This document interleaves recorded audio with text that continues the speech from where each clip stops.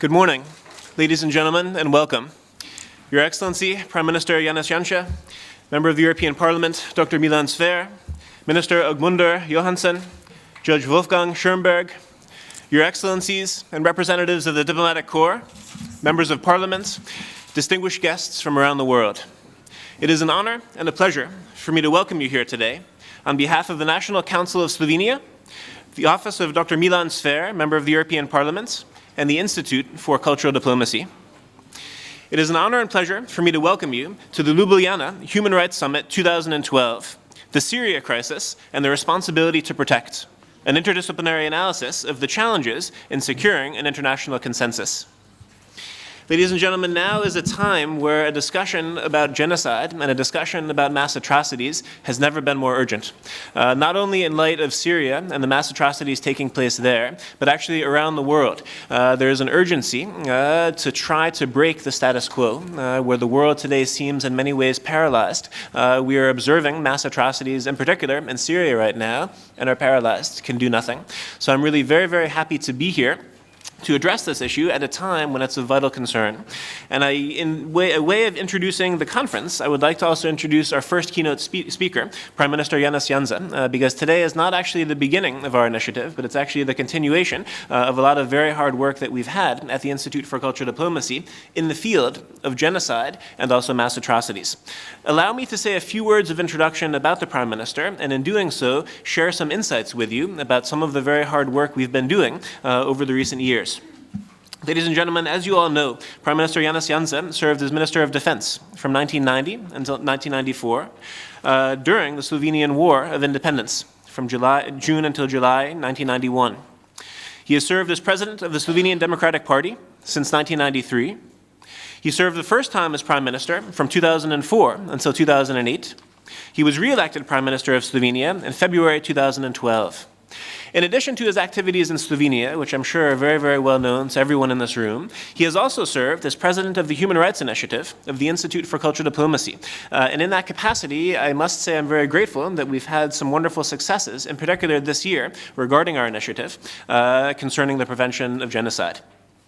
The ICD initiative on the Convention for the Prevention and Punishment of the Crime of Genocide is a call to create an independent committee within the United Nations to revisit and to review the Genocide Convention.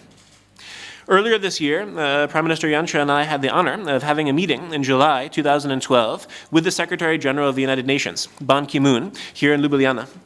During that meeting, I'm grateful to say, Secretary General fully supported the initiative and agreed to help us any way we could to try to bring this initiative forward. I'm then very grateful as a second step in New York on September 27th, 2012, Prime Minister Janez Janša presented our initiative to the General Assembly of the United Nations in New York, and that was the first official announcement of the initiative to the United Nations. Since then, on October 18th, 2012, Prime Minister Janša presented the initiative to the European People's Party in their annual meeting in Bucharest. And I'm very grateful to say the European People's Party also decided to back the initiative unanimously.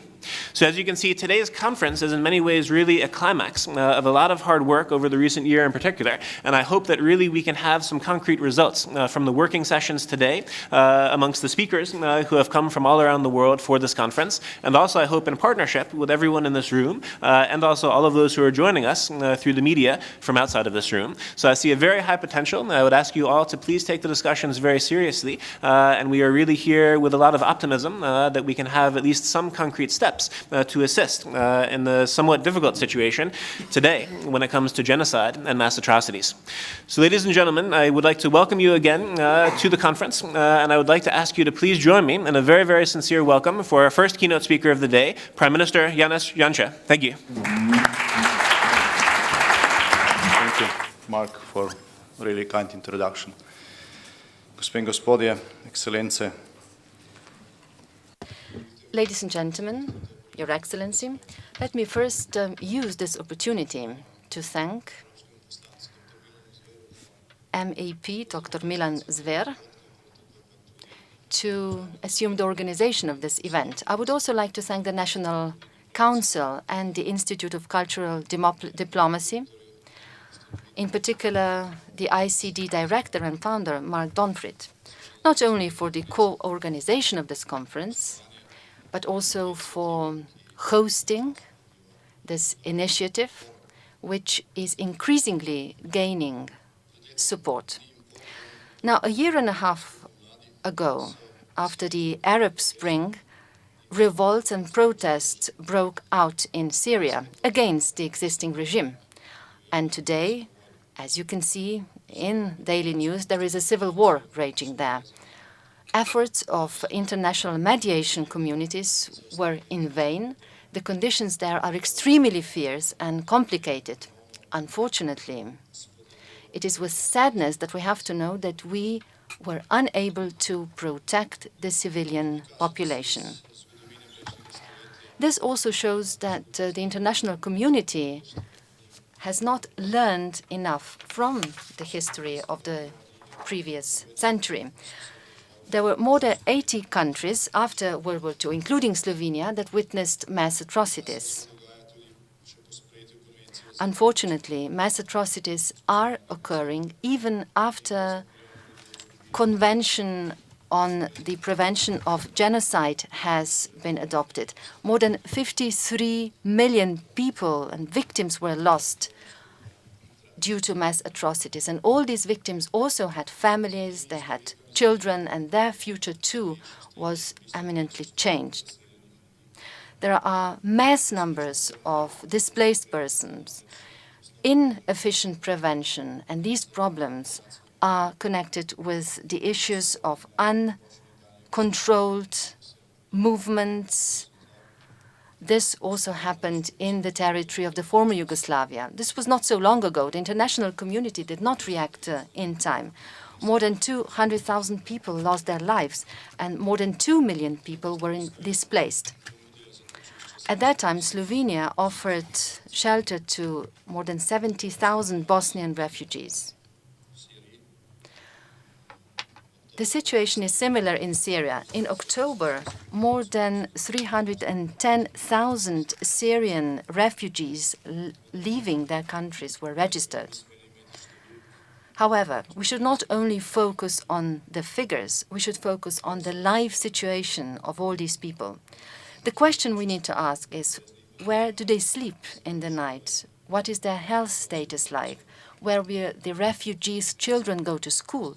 These are the questions that are important. There are hundreds of thousands of injustices being made. Of course, we have to thank the countries that have offered shelter to the refugees. These countries will be facing the consequences of that in years to come. The events in the Syrian borders also call for the urgent strengthening of the mechanism to protect, because the mechanism to protect is the key to solution. Desmond Tutu, the South African Nobel Prize winner, said that my humanity is your humanity, because we can only live together if there are two of us working together. Now, just recently, we informed the international community of the initiative to upgrade the Genocide Convention. We also spoke about this at the General Assembly of the UN in September of this year. I invited regional, sub-regional governmental organizations to help us in this initiative and to strengthen the prevention of genocide. We need more cooperation on the part of like-minded countries. We need this in order to ensure rapid response against mass atrocities. And in particular, we need preventative action. I'm delighted to see that the most powerful political force in the EP and in Europe, the EPP, at its recent Congress, this month, adopted its own resolution on the Convention on the Prevention of Genocide and Responsibility to Protect. This resolution calls for the establishment of a specific board within the European Union on the prevention of genocide, an act that has already been done by the United States. The role of civil society is also of utmost importance because this initiative stems from the civil society in the first place. International support, in theory at least, is huge and it is still growing. Supporters range from international NGOs, students, journalists, and many individuals. Our initiative is not a lonely initiative. It complements many other equally important initiatives. We have a global center on the responsibility to protect. We also have an international coalition on the responsibility to protect and an international network on the prevention of genocide. There are many other international organizations active in this field. However, very often their activities are too dispersed. Our suggestion is that the civil society, which is already active in this field, comes together for a world free of genocide and for a world free of mass atrocities. The civil society should work in a unified and concerted manner, and this will make their efforts successful and efficient. Now, preventative action has not had sufficient effect or has not been done in time. We can see this in the case of Syria, and also we do not know what the months and years to come are about to bring, not only in Syria, but also in other places. Key for preventive action is early communication, early notification. This is particularly important, and therefore we need better warning mechanisms. We need to strengthen preventive democracy and diplomacy. We need to increase and improve the capacity of timely perception of outbreaks of violence. We need to focus here on factors of instability that can be detected, and this includes radical ideologies, social stratification, democratic deficit, as well as religious and ethnic tensions. When it comes to preventive action,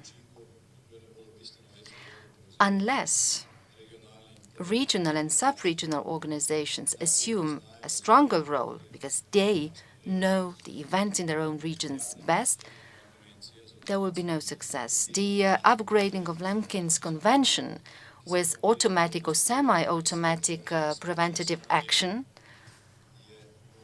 is urgent. Also urgent are changes to the policies of embargo on the sale of armament as well as police and military equipment in the hotspots. An embargo today is only put in place when a dictator-based regime starts to kill their own people. This, in turn, triggers protests of international communities. The international communities have high-level, state-of-the-art IT. And based on the pressure of the international community, the Security Council within the UN, as a rule, reacts by putting in place an embargo, post festum, that is. An embargo on a regime committing mass atrocities is usually not efficient. It does, however, ensure and put in place the inability to help rebellious organizations. An embargo should have a preventative role. An embargo should prevent or at least restrict access on the part of dictatorships to armament, police, and military equipment. This would, at least in part, decrease the risk of mass atrocities against a dictator's own nation. Also, a regime that in military terms is weaker is afraid of international intervention much more than is the case with a regime with high-level military capacities. The UN will need to improve on its way of action, in particular when it comes to embargo. An embargo should be put in place automatically in all places where an increased risk of encroachment upon the basic human rights is detected. Now, the early warning system foresees the establishment of a widespread network of points responsible for keeping contact, that is, contact points. Such a contact point was just recently established in Slovenia. Now, in order for us to prevent the Srebrenica events and Syria events, we need to act together. It is better to prevent than to cure. You all know this. And with this goal in mind, I invite you to participate in a wide debate. I invite you to listen to and exchange opinions. I am looking forward to proposals to be made here at the summit. Only with a strong, well-developed, coordinated and concerted action on the part of the civil society will we be able to contribute to make the bureaucratic systems of international organizations, including the UN, work faster and more efficiently. In the past, civil society initiatives were not that widespread. They were not that efficient. They were often lost in the bureaucratic system of the EU and other organizations. This should not be the case today. Now, what is the capacity of the formal networks? We know what it is, and we have no illusions that these capacities are about to change in the very next future. However, we are also aware of the power of the international communities. We are aware of their power when it comes to raising awareness. Thanks to the modern state-of-the-art international technologies, it is now possible to report from all places of the world. And this fact further strengthens the power of international civil society. In the months and years to come, I am sure that this will also contribute to the effectiveness of our own initiative. Now, this initiative, of course, will not change everything through one single vote. This is an initiative that knows what the reality is. It is an initiative which, in the recent years, has explored the various possibilities, has come to know the positions and opinions of international major players. It is an initiative which has many young supporters from all over the world. It has actually found its own niches, if you will. And one of these niches is the possibility for a closer, more coordinated and concerted action when it comes to putting pressure on international institutions to do something for the future and not for the past. My wish is that the debate here today will go into the direction of increasing the pressure and presenting and proposing common action. In this way, we will be able to make a world free of mass atrocities and genocide. Thank you.